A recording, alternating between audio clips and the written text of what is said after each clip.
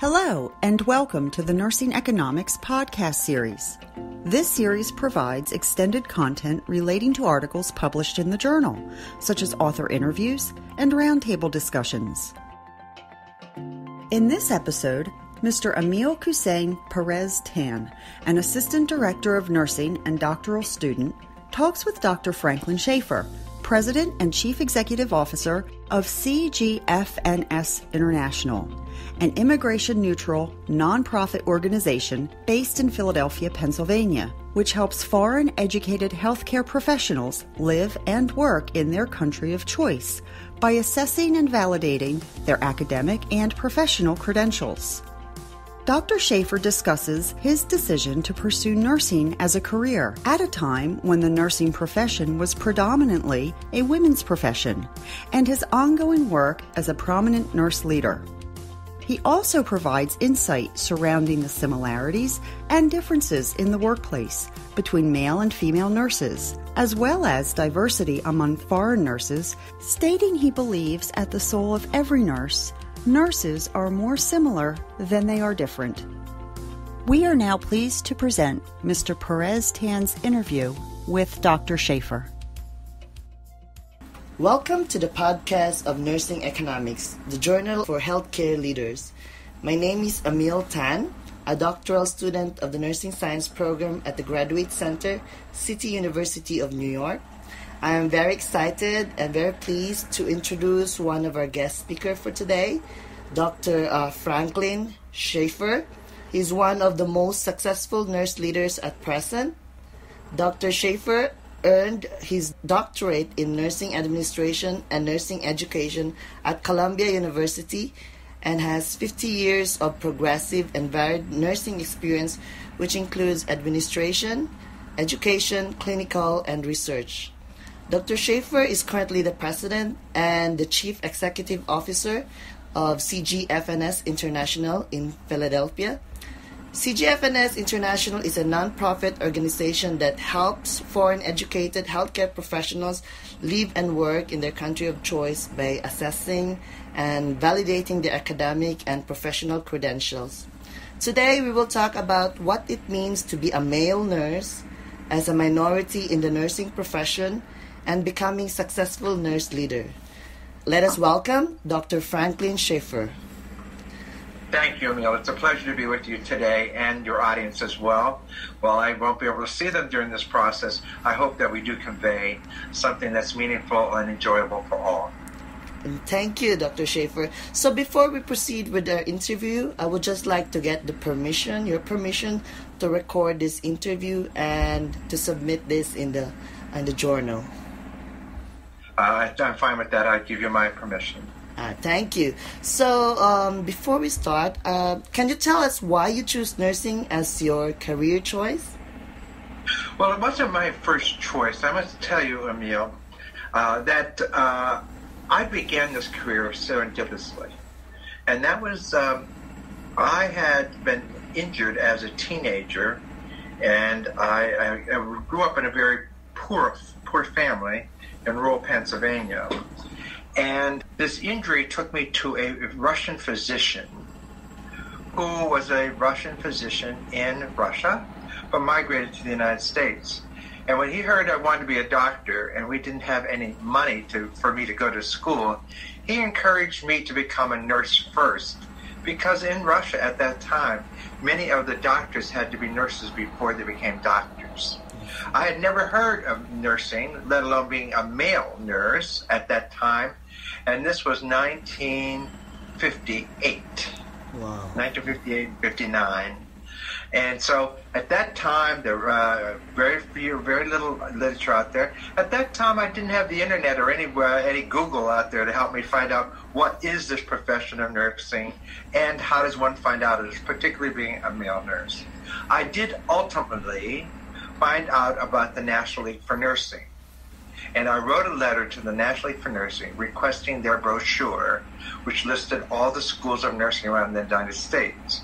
And in reading it, I had to apply for one that would accept males at the time, because not all schools of nursing accepted men at that time. Oh, wow.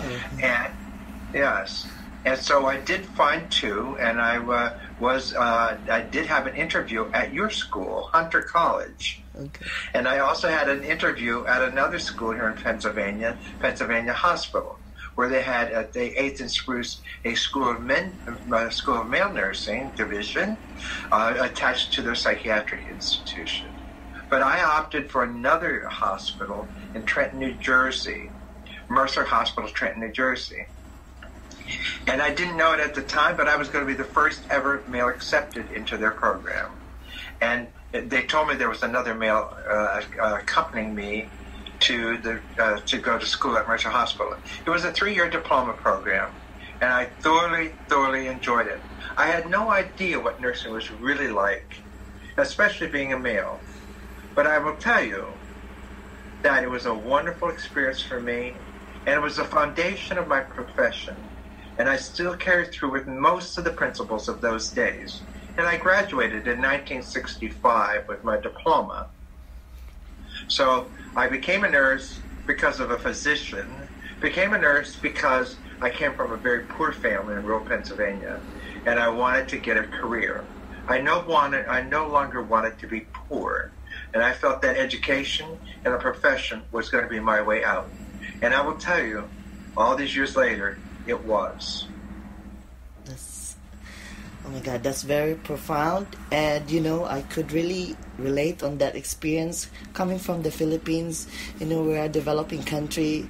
And I was determined really to make a change in my life. And I really chose nursing because of the opportunities to work abroad. And here I am, very fortunate as a male nurse also in the United States. I will tell you that I was the first male to graduate from there, Amil, and I think I still probably am the first ever that went on to get the bachelor's, the master's, and a doctorate in nursing. And so they see me as one of their outstanding graduates. However, I never recognized myself as such. I saw myself as the first male graduate of that school, which was, I had a wonderful classmates that we all were very close. And I thoroughly enjoyed the experience. So being a male in the profession, and I was the first male, there were some unique and wonderful experiences, but I learned through life that wherever you go in life, it's those experiences that are going to help us grow. Indeed. That's very true. So, male nurses remain a minority in nursing as still at the present time. So what can you advise for men thinking of entering the nursing workforce?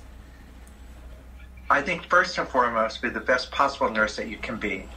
To me, it's not always about the gender, but it's about the excellence you bring to the care delivery of all your clients. Because frequently the patients that we serve don't necessarily look at our gender. They look at, do you treat me as an individual?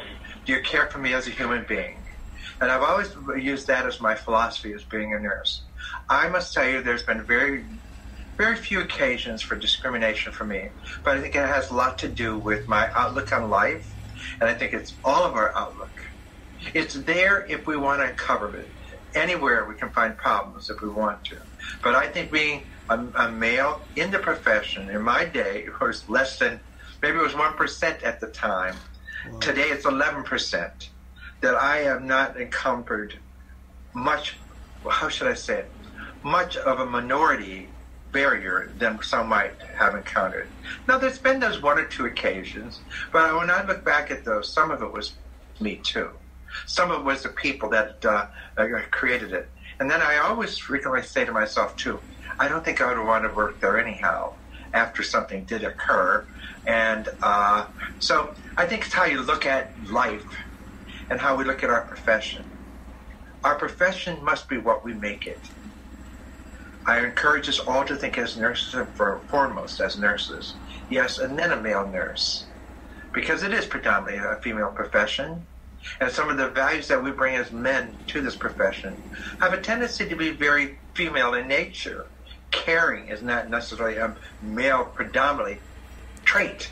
It's more of a female trait.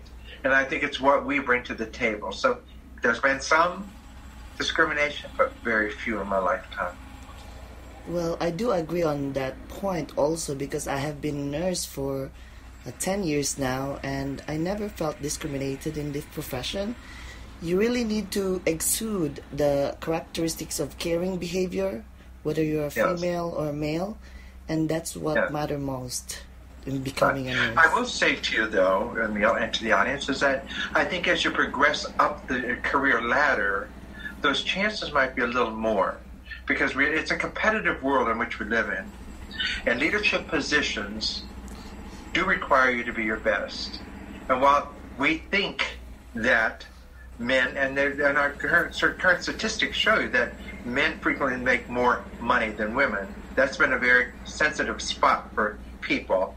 And also, I think that there's another sensitivity that men advance in the profession faster than women. I don't know if it so much has to do with our gender as it does with look at a family constellation. Women usually take breaks to have a baby or to raise their children, where men usually do not. So there's a constancy in our profession and practice where we don't have those episodic exits and entrances. So, and I do think there could probably be some concerns about salary.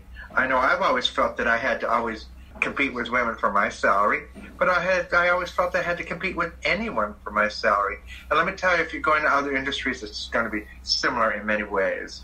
But there are some gender biases there that we must work on and try to correct. Yes. So speaking about the nursing and the leadership profession, can you describe to us your journey of becoming a nursing leader? That's interesting, because it wasn't one of those things that was laid out nicely in a career trajectory. Actually, after I became a nurse, I graduated in 1965. That's the year in which the American Nurses Association published To Be a Professional Nurse, its position statement on professional nursing. That was the year I graduated. And it was a month that I graduated. Here I am, a diploma graduate, being told that I'm no longer a professional because I have a diploma, not a baccalaureate degree. So that was a challenge to me right off the bat. So, one, I loved my diploma school days. I loved my classmates and everything about it. So I graduated from there. But before graduating, I had enlisted into what's called the Army Student Nurse Program because I wanted to have some assistance along the way in my senior year. Anyhow, I did receive money from the Army, a monthly stipend, which was not great, but it helped me. I used to say that it was to help me with my smoking, because I used to smoke in those days. It used to help me pay for my cigarettes. But since then, I quit 45 years ago, smoking. But then after that, I went into the military. I was an Army nurse during the Vietnam era. Wow. And I probably would have stayed in the Army because I thoroughly enjoyed it. But I did not get any of the assignments that my recruiter promised me, and maybe that could correlate to a foreign educated nurse. We have to make sure that we get the assignments that our recruiters promise or we sign up for. So anyhow, I then finished my tour duty in the Army, and I wanted to get a degree.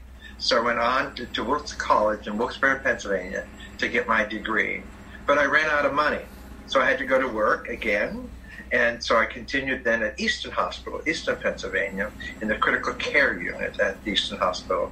And later I became the evening charge nurse there. Then right after that, I became the director of nursing. I applied for a director of nursing when I did not have my bachelor's degree yet, and it was at Muhlenberg Medical Center, and we were taking from a nursing home to a hospital. And so I enjoyed that experience. For $12,000 a year as a chief nursing officer, director of nursing, or assistant administrator. And like I said, $12,000 a year without a degree. But I knew I had to get my degree, so then I continued to get my degree at East Stroudsburg. But then I said to myself after several years, I need to get another degree, my master's, and I need to get that in nursing because this administrator I'm working for is probably going to retire any day now. So I then went to New York City, thinking that I could go ahead and get a master's degree at Columbia University, Teachers College. Well, they wouldn't accept me at first because I did not have a baccalaureate degree in nursing. It was a baccalaureate degree in nursing education.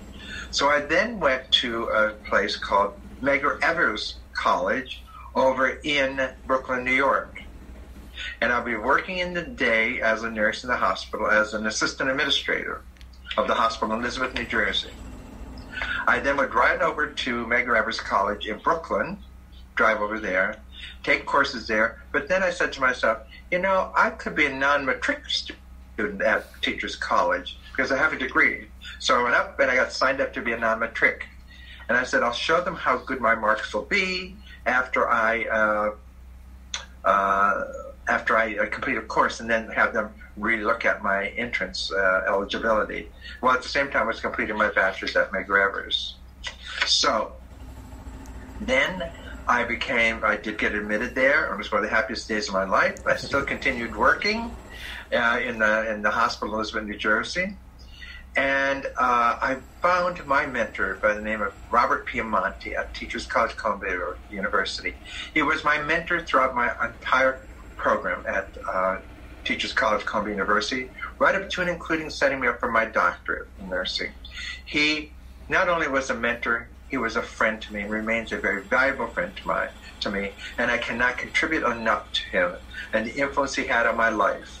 Not because he was a male nurse, because he was a fabulous teacher, educator, and a nurse administrator, and I needed that kind of education coming from my educator, somebody who understood budgets, personnel, finances, and all these other things. He was one of the first people I ever met. But then I had other leaders like a Margaret McClure out of NYU, and then I had a Louise Fitzpatrick out of Villanova, and then I had a Eleanor Lambertson out of Cornell, a Rachel Rakovich out of Adelphi.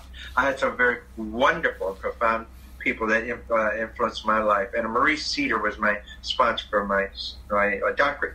So then I saw, as I was working towards my master's degree, I saw a hospital advertise for a chief nursing officer, assistant administrator, because they were on strike with their nurses. And I said to myself, that chief nurse won't last so long, and I'm going to apply for that job because I want to get some union experience under my belt because I didn't have any. So I did apply for the job, and I did get it. And while I was there a year, I was able to reduce their rotation of shifts by 50% and so on and so forth. So then the contract was expiring, and they asked, and then we had to renegotiate the contract. So at the contract table, they said, just think about it, Schaeffer. If you can reduce the rotation of shifts to nights and evenings by 50%, just think how much you can reduce it by if you focus harder this year on it. So while that did not happen, I gave them the opportunity, they as a union representative, to create schedules. And those schedules would be what I would show the nurses on the floors as to what the representatives were all about and what floors got favored and which ones didn't. All right? So I learned something there about negotiations. The nurses were on strike for 72 days. I spent a lot of time in that hospital. It was a rural hospital. And then I got admitted into my doctorate at Columbia. And, before that, though, I went to apply for the position at the National League for Nursing. So I became the director of the NFANS, the National Forum for Nursing Administrators, and the head of their continuing education at the National League for Nursing, which at that time was the only accrediting body for all schools of nursing across the United States. Later, I became the deputy director of the National League for Nursing, and I learned a tremendous amount there, more than I ever realized we're applying today in my world of work here.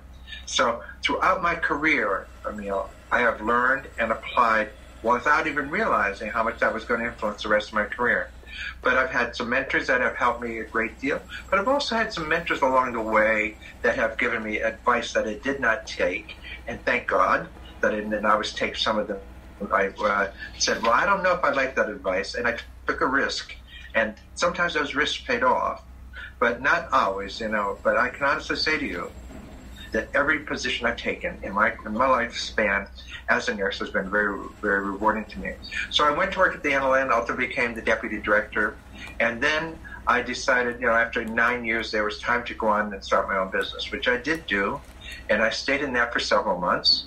And then I saw another advertisement for corporate director for the journal Nursing Management, which I did take that. And that was a very interesting and wonderful opportunity for me. And I became the corporate director for education for them. But they were purchased by a publishing company, Springhouse Corporation. So I was part of an acquisition. You probably know Springhouse Corporation. All right. Most nurses know it very well. All right. And so I was there for several years and enjoyed that as well. And while I was there, I came in contact. Vice President for Publishing asked me to visit their largest client in Florida. And I asked what was the publisher doing. And they told me at the time, they were a temporary nursing staffing firm. And I said, being a nurse administrator for all these years, I don't believe in travel nursing. And therefore, I did not want to go down there and see them. But then she told me they wanted to set up a national program on quality. Well, that right away buzzed off in my mind. And so I said, well, I'll go down and see them just for one day. And on the way down, I created for them a cross-country corporate university, which they liked very much. And they ultimately wanted to work with Springhouse to build that. However, I knew I was leaving Springhouse in 6 months, so I opted not to go along with that. Then, after I was going to leave Springhouse asked for me to work with them 50% of the time, which I agreed to with the understanding I could work for other companies. And that's when Cross Country grew up and interviewed me to become 50% of their staff as well, being their vice president for professional development and education, which I did. And I lasted 15 years in that job, the longest I ever lasted in a job that I thought I would never be involved in. But it was one of the best rewarding positions for me. We helped create the Joint Commission certification for the industry. We were even trying to line it up to become the first staffing firm that would become magnet accredited by ANCC. We also became the first ANCC provider for staffing industry. So it's a lot of firsts. And after 15 years, I said, well, now I'm getting older. I don't have the hair you have, Emil. And so anyhow, and that disappeared a long time ago. So I said, okay, then I was contacted about the job at CGFNS.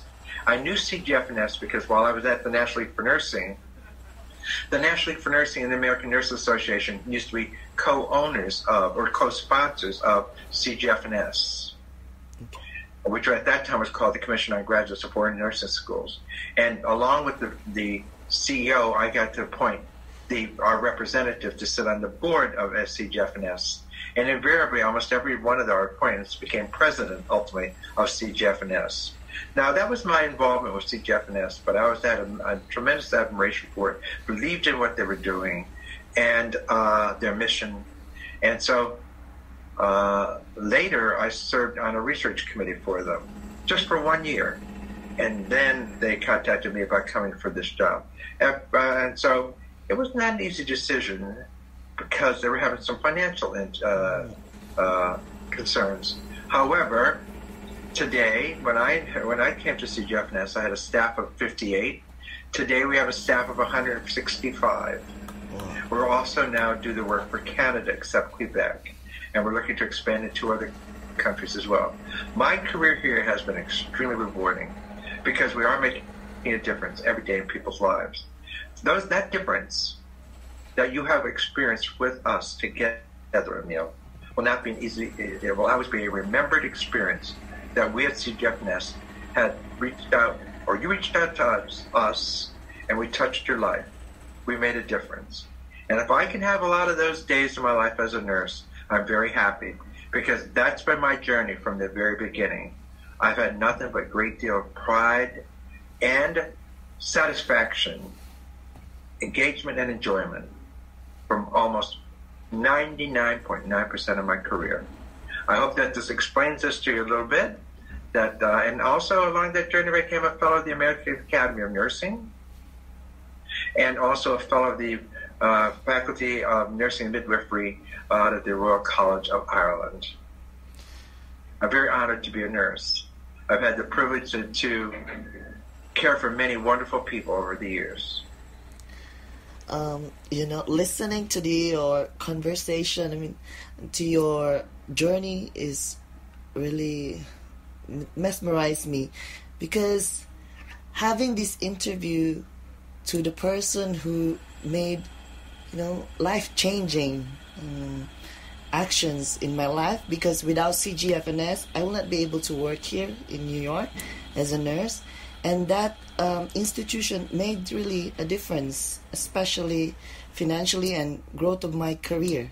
And, listening to the person who worked hard for these things to make happen just makes me feel very grateful for you. Thank you. Now, I'm going to turn this around with you, Amil, which we don't know about this yet, but we interview certain foreign educated nurses that went through our program.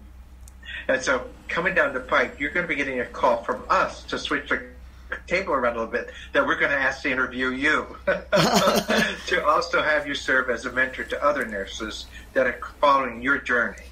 Of course, that would be, wonderful to share my experience on this the process, and to being as a nurse who were able to undergo this process, and that's really, I'm very grateful for that one. So I'm looking forward for that interview, maybe soon. Okay, great. Yeah. So you've been working with a lot of foreign nurses lately. What thing, or what have you learned most about foreign nurses coming here? I think that what I've learned probably the most is they're more similar than different. We all speak nursing.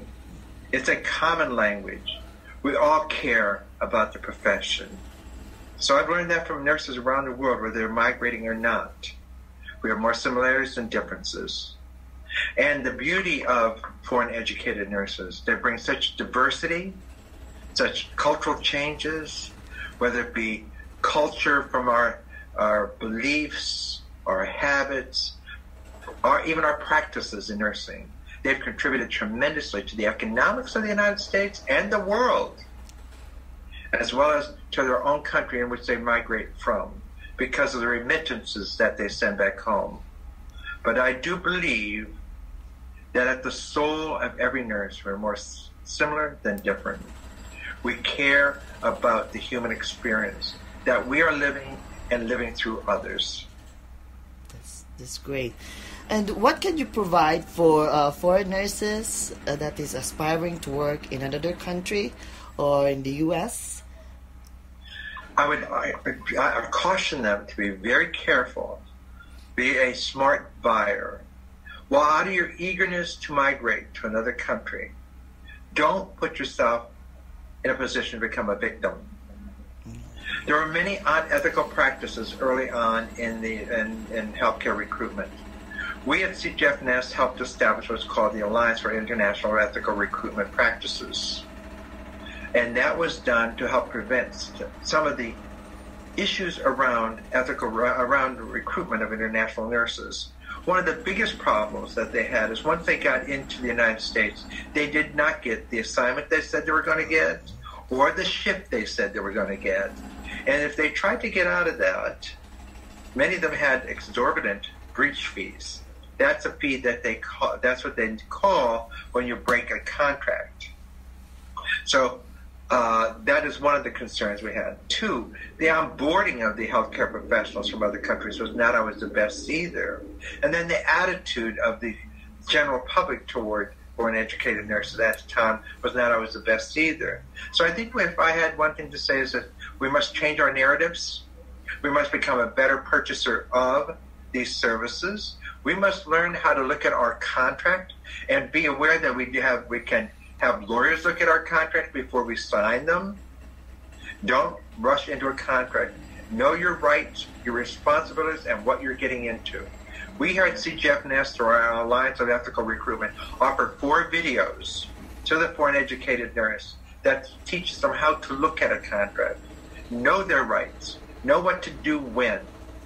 They need that help, and it's there for them free. All they have to do is reach out and sign up and watch those videos.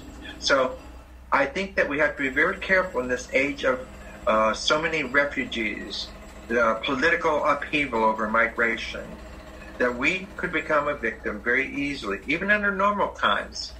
But let's allow ourselves to become more educated and better informed about that journey. It's not all a bed of roses. There are many challenges. And there's nothing worse than leaving your family behind. It's a painful, painful experience. And many of them don't get to go home immediately anyhow, or maybe not for several years to see the family. And many of them leave children behind, their own children. So I think that we have to give a lot of credit to those who are brave enough to journey this new territory, because it's unknown in many ways to them. And even though they have people like you that have gone on before them, each experience has its own unique features about it. So become better educated. I ask you, Amil, did anybody help you look at your contract? Did anybody teach you about that? Actually, I didn't get any external reviewer to check on me. It was really on my personal level that I had to do research and to really know about the company that I am investing myself, and really read on the contract line by line and really giving it a thought on what are the pros and cons about coming here. And but I think getting help from expert or previous colleagues who had experienced this process would be a good thing, because that will give you a heads up on what are the coming things that you're going to face. Just know there are codes out there. From 1948, the United Nations started the Human Codes on Human Rights. Ever since then, there's been a progression in the rights to protect the human being, including the International Labor Organization, which is an arm of the UN, which is established for protecting of the labor force around the globe. And they have decent work across border program. Then if you look at as I said, the UN, then you look at the other organization, or part of the UN, which is the International Organization on Migration, IOM. Again, they're there for similar reasons, to work with the immigrants and the migrating healthcare professionals. And then if you look at the UN's Commission on Human Rights, and also on its Commission for Refugees, these are there to help you. And we here at CGFNS, while we helped to create the Alliance, we acquired the Alliance 4 years ago. So now that's part of us. While we cannot advocate for foreign education, while we cannot recruit or staff because we are immigration neutral, we can advocate and teach them their rights and responsibilities. And we can also certify those ethical recruiters out there, and there are a number of them. We also worked with the WHO to help with their code, the WHO code, which is very similar to ours, but ours is a little different, has more stakeholders, and involved unions, and involved hospitals, involved a whole number of stakeholders that had a stake in what was going on. Now, while it got better there for a while, we have just recently heard of a situation, and I'm particularly referring this one to the Philippines, Amil. There was a recruitment firm in the Philippines and in Florida that was charging a breach fee of $100,000. If a nurse tried to get out of the contract, they would charge you $100,000. What nurse can afford that? So we, together, working with the POEA and the Department of Labor in the Philippines, have had several programs that we're doing. We have a task force right now. We also did work with that staffing firm to get their fees reduced, and they're reducing them even more. But that's not enough. We've got to get the nurses educated to the contract and what to look out for, and know that they don't have to sign that contract until they've had it looked at and they thoroughly understand what they're getting into. Because we've had those recruiters that take your passport and everything and hold it on you without until you have completed your obligation. So we were able to help with that one. And we just heard about another situation in Jamaica, where recruiters are recruiting their brightest and their best. They're taking most of their advanced nurses to the United States. And so we have worked with our government. Well, we report to the federal government in the Homeland Security. So we did write a letter to the recruiters, but we also dealt with the Office of Global Affairs here, telling them of the situation. But so again, it's like brain drain people refer to, but I think it's got to be something like a earn, learn, and return situation. Okay, so we can help, each of us can help our own fellow countrymen develop higher and better so they can have a better and a more richer life. I certainly do agree on those advices because, I have experienced, bad recruitment agency and also good recruitment agency, and, getting the right information with the right person matters really most. And there was one message I would say to all foreign educated nurses. Make sure that your staffing firm that you're going through is certified by the Alliance on Ethical Recruitment. Just like you go to a hospital that's Joint Commission accredited or DVC accredited, DNV accredited, do the same for yourself as you work with an employer as a recruiter, because you want to go to a hospital that's probably a magnet hospital, a hospital that's Joint Commission accredited. You want all those things. Well, look out for yourself. Make sure that recruiter is certified as well. That's certainly true. And when I applied for CGFN, it was just CGFNS, and now it becomes CGFNS International, and I could see the expansion of this organization, and that you have been linking with the World Health Organization, and we're working with another international council of nurses. So this is really a great thing, because it was just focused on the U.S. Credentialing the U.S. But now when I look at the website again, it is like you've been expanding to Canada already, and I'm thinking about other countries also, like UK and maybe countries in Europe would use this as a credential evaluation to make sure that the education will be at par level to their to the country's educational system. Speaking of this international organization and work with global countries, refugees, asylums, we have a lot of issues. This has been an international issue nowadays, and I would just like to ask, do you have a leader or a president or a chancellor that would you consider nowadays to be a role model as vanguard to protect oppression, to maintain balance in immigration system? Are you saying around the world, do I see somebody who's a leader for that? Yes.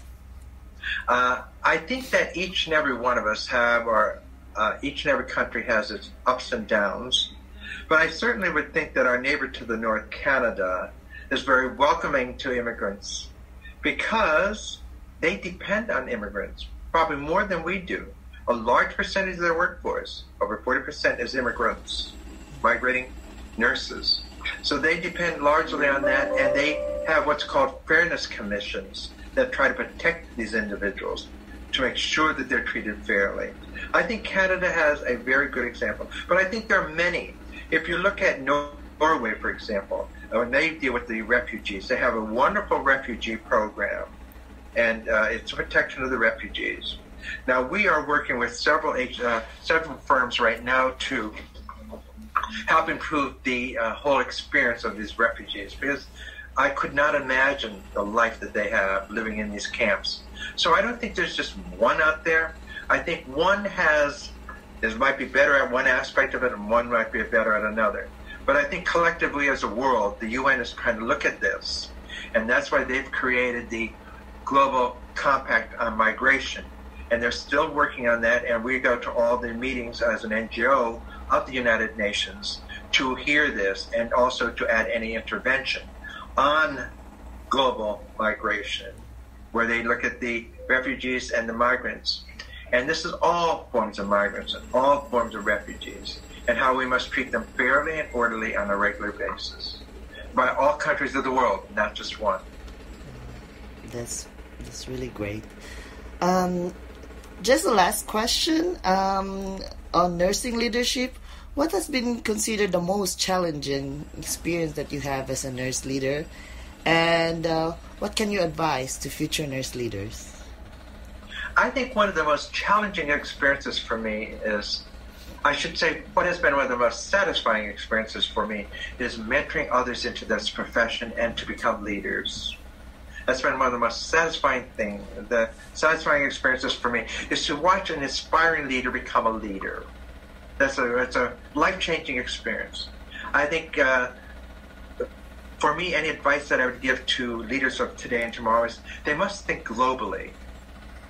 We must learn to be agile and forget what we learned that we love so much and dearly. It's got to be replaced frequently. And remember the younger generation. They are the younger generation that are tomorrow, are leaders of tomorrow.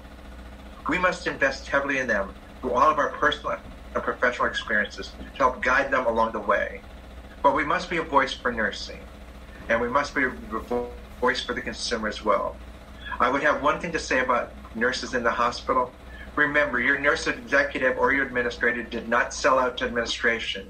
They are representing you. They approved that budget.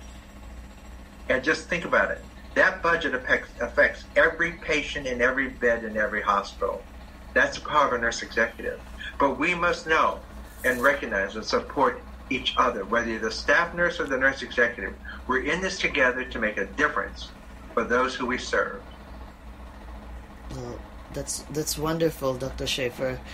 What I learned about this conversation is that you have to set your goal. You have to be very motivated. Find the right model that you consider that will uplift you, and get the right mentor to become successful nurse leaders. And don't be afraid to take a risk. Be a risk taker. And don't adopt policy just for policy. Become the policy formulator. Lead the way. We have every right to recognize us as our profession, and we've got to own that profession. We must recognize that we're not just a nurse. We are a nurse. A different force in the healthcare of the world. Very profound. Thank you very much, Dr. Schaeffer, for the very inspiring message for our future nurse leaders and also for me. With pleasure. We hope we would achieve the same level of success and contribution you have in the nursing profession. Well, it looks like you're on your right way, on your right path here, Amil. It's a pleasure. Okay, I'm still there. Once again, I'm very grateful for allowing me to conduct this interview. And to our listeners, I hope you enjoyed the podcast. Please join us again in a series of podcasts for nurse leaders in the Nursing Economics, the Journal for Healthcare Leaders. Have a great day. Thank you very much. The Nursing Economics podcast series is owned and produced by Genetti Publications Incorporated. All rights reserved. No portion of this podcast may be used without written permission. Dr. Franklin Schaeffer is the President and Chief Executive Officer of CGFNS International, located in Philadelphia, Pennsylvania. He earned his doctorate in nursing administration and nursing education at Columbia University and has 50 years of progressive and varied nursing experience, which includes administration, education, clinical, and research. His recent work includes the National Nursing Assessment Service Project, which provides a leading-edge technology-based assessment system to evaluate the credentials of foreign-educated nurses seeking licensure across provinces in Canada.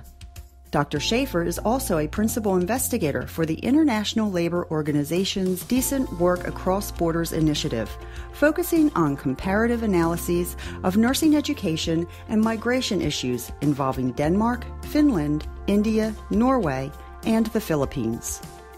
CGFNS International is an immigration-neutral, nonprofit organization that helps foreign-educated healthcare professionals live and work in the country of choice by assessing and validating their academic and professional credentials. The group provides foreign students and healthcare professionals with a comprehensive assessment of their academic records to facilitate their successful admission to schools in the United States and other countries.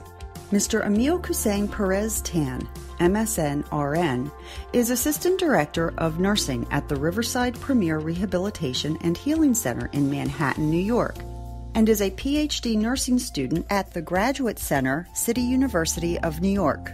Amil has an extensive clinical knowledge and nursing work experiences from the Philippines, Saudi Arabia, and Europe prior to coming to the United States.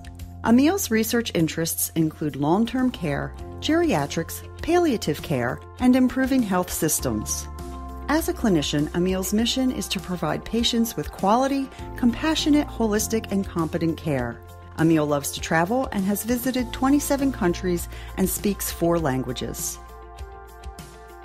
For archived episodes of this podcast and to learn more about nursing economics, visit the journal's website at nursingeconomics.net. You can also subscribe to the Nursing Economics podcast on iTunes, Google Play Music, Stitcher, TuneIn Radio, our hosting site Spreaker, and other various podcast delivery services.